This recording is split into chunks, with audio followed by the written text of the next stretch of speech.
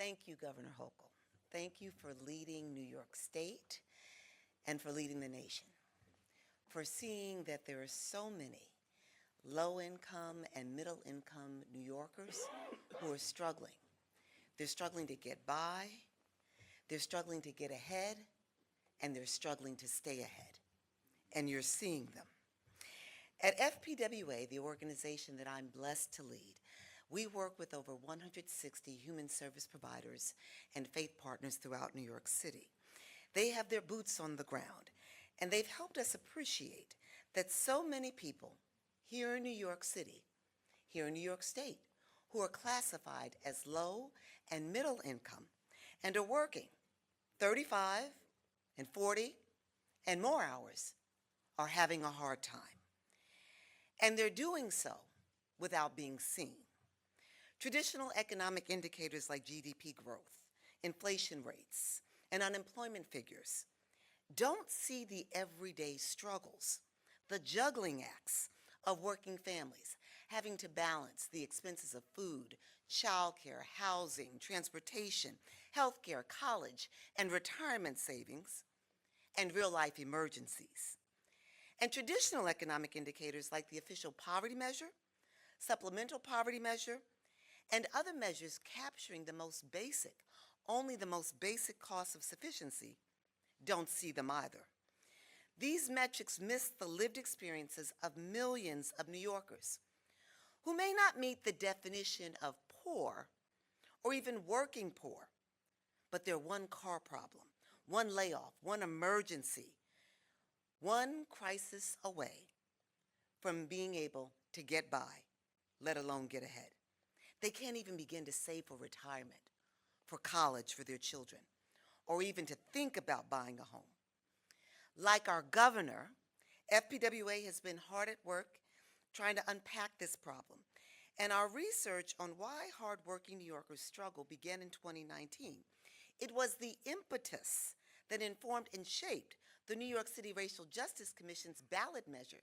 You all remember the ballot measure calling for a true cost of living here in New York City? The one that you all voted on? 81% of New Yorkers said, yes, we need to calculate the true cost of living. Appreciating that New York is not unlike the rest of the nation, that Americans all over this nation are struggling. In 2023, we partnered with the Community Service Society, and we co-established the National True Cost of Living Coalition. Now, I'm going somewhere with this, Governor, because this ties directly to you. We are calling for the nation to establish a true cost of living so that we can see Americans and see what they need. We commissioned the nationally renowned Urban Institute to develop the measure to fundamentally shift the discourse on law and policy from just getting by to economic security, on what resources families need, not just to survive, but to actually thrive. 2 weeks ago, the measure was released. First ever groundbreaking true cost of living, true cost of economic security measure. The report was released, the findings, the measure, and here's what it tells us, Governor.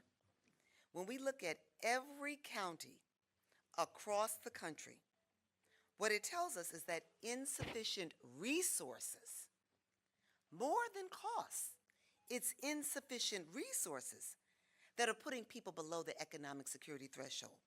It's telling us that in some counties with incomes as high as 500% of poverty, $160,000, a family of four, is living paycheck to paycheck. That 3 out of 5 children, 60%, are living in families with resources below the threshold. The measure, which has already received in just 2 weeks widespread acclaim, confirms that Governor Hochul, in moving to increase the resources that families have through expanded eligibility for child care tax credits, tax relief, tuition assistance, and now inflation rebates, that you see working individuals and you see families, working families. You know what they need to live with dignity. Throughout our nation's history, we've heard famous people. We heard Jefferson, we heard FDR, Truman, all talk about economic security. But we've never done anything about it. we've centered this nation on subsistence. But Governor Hochul, you're centering us now on economic security, what people need to live with dignity. And in so doing, you are not just leading the state, you're leading the nation boldly and declaratively saying we need to do more to put resources in the pockets of working Americans. So I thank you. I applaud you. Thank you ever so much.